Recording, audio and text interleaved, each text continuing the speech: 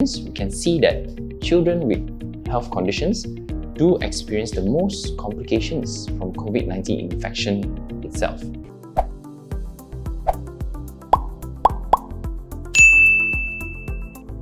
Hi everyone, and welcome back to AskMeDoctor Season 3, a health video series for you and your family. I'm Syahira from motherhood.com.my. So recently the media has been talking a lot about COVID-19 vaccines for children, and I believe this has led to a lot of anxiety for some parents getting their child vaccinated, especially when they themselves have experienced several side effects from it before. Plus, due to some misleading information about this vaccine, many parents are afraid to let their little ones get the vaccine. I myself have experienced this when my neighbor said that she won't let her 3-year-old boy get the vaccine when he turns 5 later on because she's afraid of if anything happens to him. So to better help us understand and clear the misunderstanding of COVID-19 vaccine for children, I bring to you Dr. Hieu Yu Jin, a pediatrician from Mini Child Specialist Clinic, who is also a father of 2 lovely children. Hi Dr. Eugene, welcome to the show. Hi, thanks for having me. Yeah. Thank you so much for being here. Sure. So we have a lot of interesting questions from parents out there who are worried regarding the COVID-19 vaccine. If you're ready, can we get started? Sure, let's go. Okay, great. So my first question for you, Dr. Eugene, is have other countries started administrating the COVID-19 vaccine for children? Well, yes indeed. Yes, America has started vaccinating their children aged 5 to 11 years old, alright, as of November.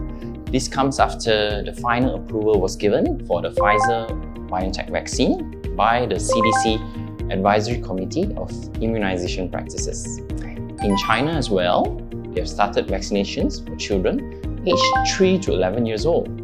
And in October, this is after approving its Sinovac vaccine use in June. Okay, great. So America and China has already started using the vaccine for children. That's good to know. Okay, can you maybe tell us what are the differences of COVID-19 vaccine for children as compared to adults or adolescents that get it? Well, there are slight differences. They do receive the same vaccine, it's not a different one, alright? But the amount they receive is much lower. They receive only 10 micrograms. This is 1/3 the adult dosage. And they do receive 2 doses, and this is taken 21 days apart. Alright, so the only difference is in terms of the dose, Yes, right? much lower, Much 1/3. lower. Okay, great. So I think the most important question is the vaccine safe and effective for children? Well, it's a tough question, but before I proceed to answer this, perhaps it would be best if I share how does the vaccine approval process goes. Alright, so there are actually bodies that are responsible for approving as well as regulating the use of medications. And of course, this is done very carefully and only after reviewing data from safety clinical trials as well as input from experts, advisory committees, which are of course independent. So in the US, they have the FDA, it stands for Food and Drug Administration. In Malaysia, we have as well, it's called the NPRA, which is the National Regulatory Pharmaceutical Agency. Alright, so in the US, FDA has actually approved the emergency use of the Pfizer vaccine.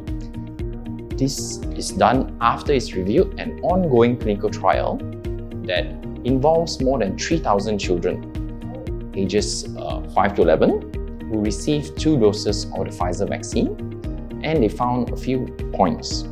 Alright, firstly, on the efficacy of the vaccine itself on this age group, they found that it's 90.7% effective in preventing COVID-19. Okay. Yeah, that's quite a good number. That's very high, Yeah.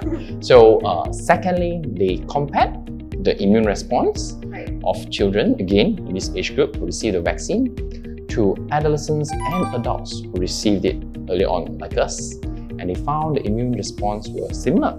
Alright, they have the same immune response. So that's another encouraging sign. So despite the dose being lower, it's just as effective for children as it is for adults Yes, and adolescents? I would say so. Okay. Yes. And thirdly, safety, of course. So there were only mild to moderate side effects that were reported and no severe adverse effects reported so far. So that's quite good. Okay.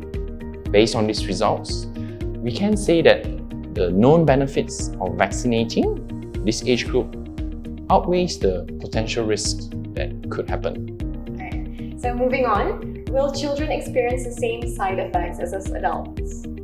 Well, safety data from clinical trials reveal that side effects experienced by children is in fact not much different compared to adults. The minor effects reported were pain at the injection sites, right? They can have a bit of fatigue, and they do report some headaches. Alright? These effects are most commonly experienced within 2 days after taking the dose, as well as more common after the second dose of vaccine. Alright? Some of us may have experienced that as well, isn't it? Yeah. And the good news, they were short-lived, and most of them resolved by themselves after a few days, even without any medical treatment. And what about flu-like symptoms? You know, like us adults, some of us have experienced some flu-like symptoms like fever.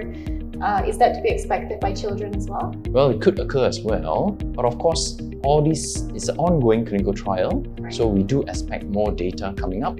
Then we could have seen more of this being reported.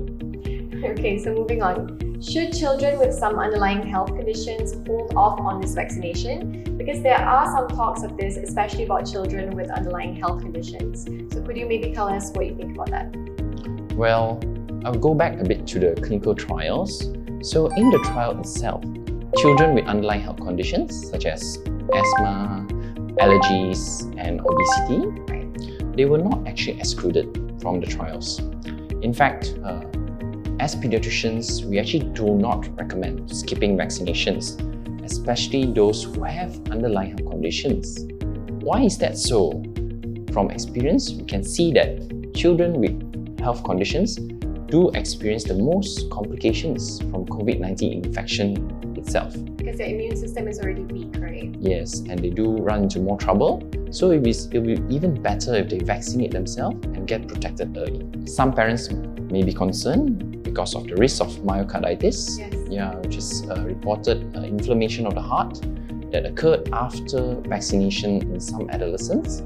Yes, there are side effects such as these, but again, studies have also shown that the risk of myocarditis is higher when a child gets a COVID-19 infection itself compared to taking the vaccine itself. Okay, see, I did not know that. Alright, yeah.